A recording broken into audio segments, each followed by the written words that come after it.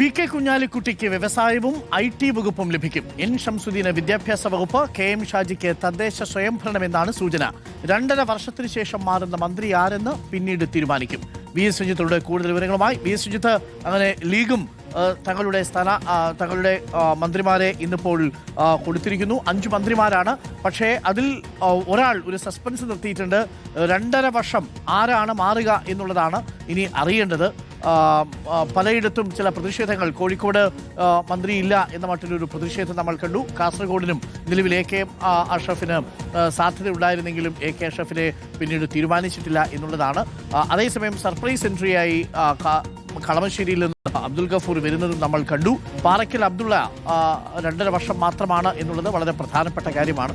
അപ്പോൾ പാറയ്ക്കൽ അബ്ദുള്ളയ്ക്ക് വഴിയൊരുക്കുന്നത് ആരാണ് എന്നുള്ളതാണ് പ്രധാനപ്പെട്ട ചോദ്യം. കെ.എം. ഷാജിയും എൻ ഷംസുദ്ദീനും അടക്കമുള്ളവരും പി.കെ. ബഷീർ അടക്കമുള്ളവരും ഉണ്ടായിരുന്നു. രാവിലത്തെ പിരിമുറുക്കങ്ങളെല്ലാം അവസാനിച്ചു.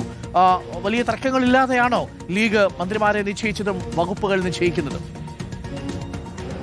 ഡോക്ടർ അരുൺകുമാർ, ലീഗ് 5 മന്ത്രിസ്ഥാനം ഉറപ്പിക്കുകയും ആ 5 മന്ത്രിമാരെ കാലേക്കൂട്ടി തീരുമാനിച്ച് ഉച്ചയ്ക്ക് 1 മണിയോടുകൂടി തന്നെ 5 മന്ത്രിമാരുടെ പട്ടിക മുഖ്യമന്ത്രിക്ക് കൈമാറുകയും ചെയ്തിരുന്നു. അതിൽ 5 മന്ത്രിമാർ P K. Kunhalikutty, P K. Basheer, K M. Shaji, N Shamsuddin, V E. Abdul Gafoor എന്നിവരായിരുന്നു ലീഗിന്റെ 5 മന്ത്രിമാരായിട്ടുണ്ടായിരുന്നത്. അതിൽ പാറയ്ക്കൽ അബ്ദുള്ളയുടെ പേര് അവസാനം കൂട്ടിച്ചേർക്കുകയാണ് ഉണ്ടായിട്ടുള്ളത്. വലിയ പ്രതിഷേധം പാറയ്ക്കൽ അബ്ദുള്ളയെ ഒഴിവാക്കിയതിലുണ്ടായിരുന്നു. നാദാപുരം, കുറ്റ്യാടി ഭാഗങ്ങളിലൊക്കെ വലിയ പ്രതിഷേധം ഉണ്ടായി. കോഴിക്കോടിന് ഒരു മന്ത്രി ഇല്ല എന്ന തരത്തിൽ ഷാഫി പറമ്പിൽ ഉൾപ്പെടെ ഇടപെടുകയും ചെയ്തു. അതിന്റെ അടിസ്ഥാനത്തിലാണ് പാറയ്ക്കൽ അബ്ദുള്ളയ്ക്ക് ടേം വ്യവസ്ഥയിൽ മന്ത്രിസ്ഥാനം എന്നുള്ള കാര്യം പണക്കാട് സാദിഖ് അലി ശിഹാബ് തങ്ങൾ അസാധാരണമായി പ്രഖ്യാപിക്കുകയും ചെയ്തിട്ടുള്ളത്. അങ്ങനെ 5 മന്ത്രിമാരുടെ പേരും ടേം വ്യവസ്ഥയിൽ പാറയ്ക്കൽ അബ്ദുള്ള മന്ത്രിയാകുമെന്നുള്ള പ്രഖ്യാപനം വൈകിട്ട് 5 മണിയോടുകൂടി ലീഗ് കേന്ദ്രങ്ങളിൽ നിന്ന് പാണക്കാട് സാദിഖ് അലി ശിഹാബ് തങ്ങൾ തന്നെ നടത്തുകയും ചെയ്തു.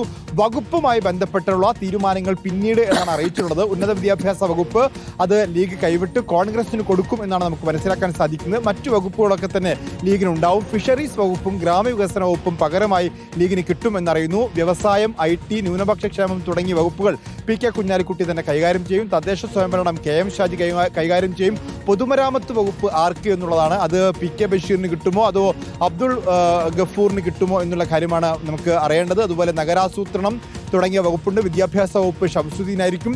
ഇതാണ് ഏകദേശം വകുപ്പുമായി ബന്ധപ്പെട്ട കാര്യങ്ങൾ. 21 മന്ത്രിമാർ സത്യപ്രതിജ്ഞ ചെയ്യുന്നതിൽ ലീഗിന്റെ 5 മന്ത്രിമാരുണ്ടാവും. 2.5 വർഷത്തിന് ശേഷം പാറയ്ക്കൽ അബ്ദുള്ള ആവുന്നത് ആരെ മാറ്റിയിട്ടാണ് എന്ന കാര്യത്തിൽ മാത്രം ലീഗ് ഒരു സസ്പെൻസ് നിലനിർത്തുന്നുണ്ട്.